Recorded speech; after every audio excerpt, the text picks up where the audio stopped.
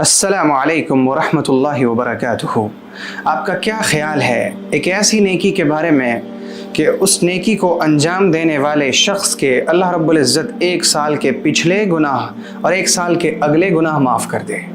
جی ہاں، ایک ایسی نیکی ہے جس کے بارے میں پیغمبر صلی اللہ علیہ وسلم نے فرمایا احتسب علی اللہ ان یکفر السنة التي قبلہ والسنة التي بعدہ، کہ مجھے اللہ پر یہ یقین ہے کہ اللہ رب العزت اس نیکی کو انجام دینے والے کے اگلے 1 سال کے گناہ اور پچھلے 1 سال کے گناہ کو معاف کر دے گا۔ اور میں بات کر رہا ہوں یوم عرفہ کے روزے کے بارے میں۔ عرفہ کا دن یعنی 9 ذی الحجہ کا دن، اللہ رب العزت 9 ذی الحجہ کے دن روزہ رکھنے والے کے 2 سالوں کے گناہوں کو معاف کر دیتا ہے، 1 سال پچھلے گناہ اور 1 سال اگلے گناہ کو۔ اور جب بھی اس طرح کی بات حدیث پاک میں بیان کی جائے کہ اس سے گناہ معاف ہو جاتے ہیں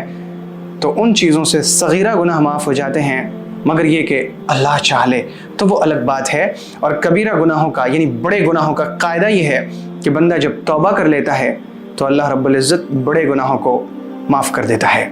اس وقت ہم عرفہ کے دن کا استقبال کرنے والے ہیں تو ابھی سے نیت کر لیں کہ عرفہ کے دن کا روزہ رکھنا ہے تاکہ اللہ ہمارے 1 سال اگلے اور 1 سال پچھلے گناہ معاف کر دے۔ واقعی بڑا خوش نصیب ہے وہ شخص کہ جب اسے نیکیوں کے بارے میں پتہ چلے تو اس کی طرف بڑھے، سبقت کرے، ایک دوسرے سے آگے بڑھنے کی کوشش کرے،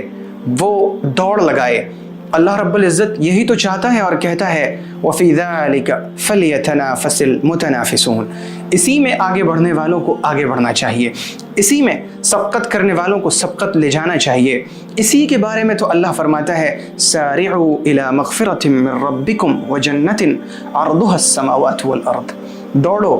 اللہ کی مغفرت کی طرف اور اس جنت کی طرف جس کی چوڑائی زمین و آسمان کے برابر ہے، تو پھر لمبائی کا تصور ہے کیا؟ تو دوڑنا، نیکیوں کی طرف آگے بڑھنا تبھی ہوگا کہ جب ہم نیکیوں کے بارے میں جانیں گے تو پھر اس کو کرنے کا، اس پر عمل کرنے کا جذبہ ہمارے دل کے اندر بیدار ہوگا۔ آگے بڑھیں، سبقت کریں،